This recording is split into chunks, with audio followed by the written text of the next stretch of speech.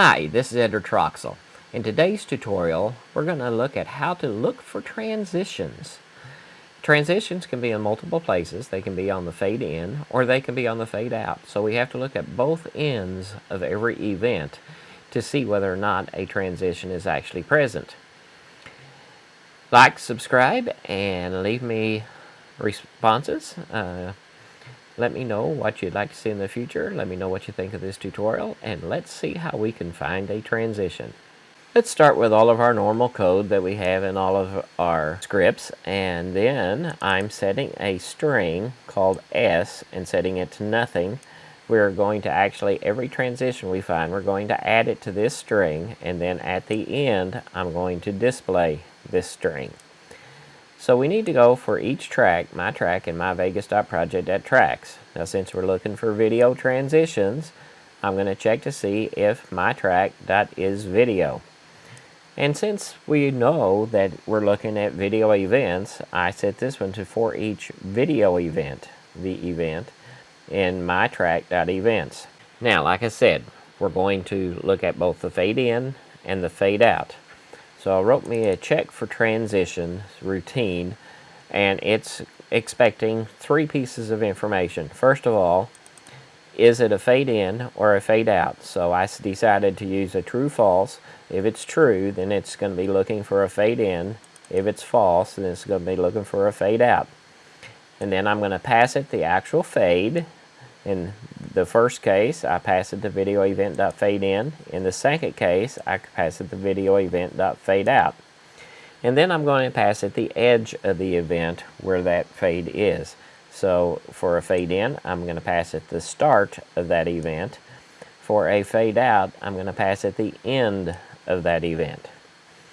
So I am going to get a string, and the fade in, I'm going to use in result. And for the fade out, I'm going to create a string called out result. So this would be the fade in, this will be the fade out. If my result is not equal to nothing, then I'm going to add that to my S variable and then add environment.newLine. Same thing down here. If my out result is not nothing, then I'm going to add it to S and add a new line. That way each transition will be listed on a new line. But here's the routine that's doing the bulk of the work. So let's see how check for transition actually works. So here's the actual check for transition routine. Like I said, we're going to pass it a Boolean. Is it a fade in or is it a fade out? So true is in, false is out. And then we're going to pass it the actual fade that we're looking at, be it a fade in or a fade out. And then we're going to look at the edge closest to that fade. The beginning for a fade in, the ending for a fade out. Now the first thing I'm going to do is get an object, which I called trans, and I'm going to get that from fade.transition. If you look at this, transition is an object, and so this will get us the transition from fade.transition. Now, if transition equals null, then I did not find a transition there, and I simply return nothing. So if there is no transition, then the outres up here, for example, would be nothing, because this is what I returned was nothing. However, if that is not null, then we need to go a little farther. So now I'm going to get the actual effect by converting trans to an effect, and I just called this trans effect. I also created me a return string, which I'm going to build to know what to return. Now, if this is an in, if is in, this is a fade in. So I need to get my ending. I know my beginning time code is the fade edge that I passed here. That's the start of the event. But now I need to know how long that is. So my end code, which is a time code, is my fade edge plus the fade length. So when I add those together, this gives me the ending of where that transition is located. And so I'm going to create my return string equals my fade edge dot toString, and then a dash, and then my end code dot toString. If it is not a fade in, then it's a fade out. And in this case, I know that my ending point is fade edge. But where does this transition start? So the other end of the transition, which I just used end code again, is my fade edge, and this time it's minus the fade length. And then I create my return string with end code dot toString, and then a dash, and then my fade edge dot toString. So it's going to go from on the left the end code to on the right the fade edge.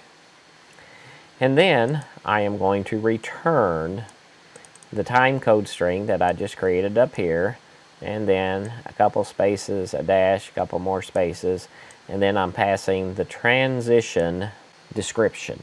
So now that we've seen all of this, let's see how it works. Here I have several events on the timeline, and then we have some overlaps here, and this one has a 3D wiggle transition on it. Here we have just a crossfade. Here we have a colored pencil transition, and then at the end I created a fade in and put a barn door on it. So there is no transition here, there's no transition between these two, and we found before when we add a transition like this, it's usually on the ending events fade in and there's nothing on the beginning events fade out. So let's see what it tells us when we run the script. In this case, it tells us we have 3 transitions. From 8:02 to 9:22, we have a 3D wiggle. From 24:02 to 25:22, we have a colored pencil. And from 31:24 to 33:24, we have a barn door. So we've seen that we had 3 transitions. It listed 3 transitions, and it told us where they were. Now let's take this a little bit farther, and instead of just displaying where they are located, let's put regions around where each one is located, and then we will also put the name of the transition as the name of the region. That way, if you're looking for any specific transition, you could easily find where that transition is located. So let's take a look and see how we would add that in. To do this, we're really only adding 2 lines of code, and it's both within this if is in else loop. First of all, we want to create a script portal.vegas.region, and we had to spell that out because their Windows has a region as well, so we had to tell it which region we're talking about.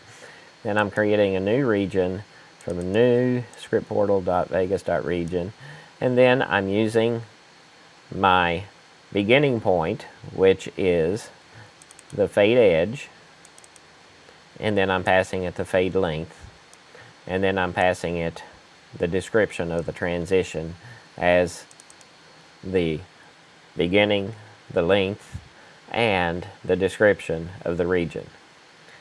Now we're going to do the same thing here for the fade out. Script portal.vegas.region is a new region for new script portal.vegas.region, and then once again we want the starting position, which is now end code, and then we want the fade length to tell it how long the region is, and then we're going to name the region with the transition description. Then once we have our new region, we need to actually add it to the timeline. So here we've added this one to the timeline here, and now we add it to the new timeline here.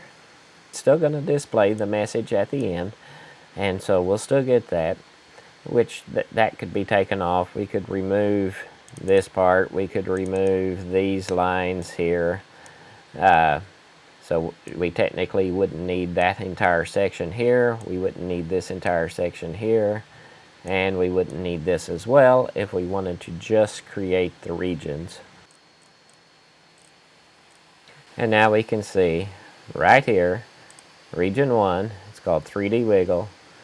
Region 2 is named Colored Pencil. Region 3 is named Barn Door.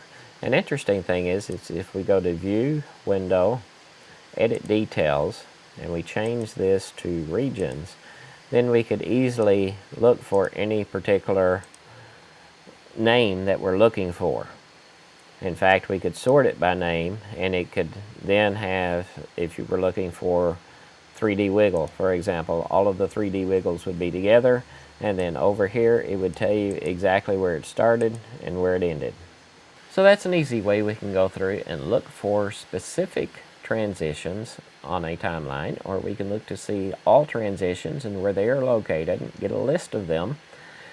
And it's possibly very useful when the forum post was looking for a specific one because it was creating a watermark and they wanted to get rid of them and replace them with something else. And so this would made it an easy way for them to find the location of all of the transitions, where they were located, and then go in and change that one specific transition.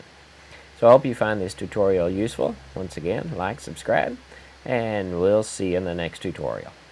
Please sign up at www.jettv.com and subscribe on YouTube to get further notifications on when new videos are presented.